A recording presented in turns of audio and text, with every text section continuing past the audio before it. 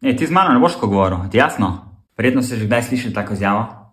Ko drugim osebam skušamo postavljati meje, dostakrat pozabimo, da meje ne postavljamo na tak način, da skušamo v bistvu kontrolirati, kaj nam bo druga oseba rekla.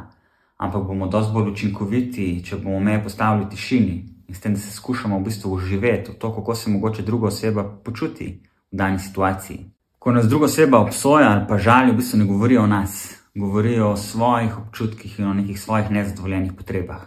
In če mi v taki situaciji reagiramo impulzivno, v bistvu sporočamo, da smo nekako izgubili tudi mi stik s sabo in s tem, kaj se v nas dogaja. Namesto da odreagiramo impulzivno in začnemo nazaj obtoževati, bi vas povabil, da prevzamete aktivno odgovornost za to, ko se v vas dogaja in lahko si pomagate s temi 4 koraki. Lahko navedete, kaj dejansko opažate, kaj bi bila dejansko observacija, kako se v dani situaciji počutite, kaj so vaše potrebe in kaj so vaše konkretne prošnje.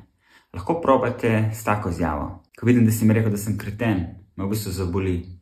Res mi je pomembno spoštovanje in obzir v najnem odnosu. Mi lahko prosim poveš, kaj si mi slišal, da mi je pomembno.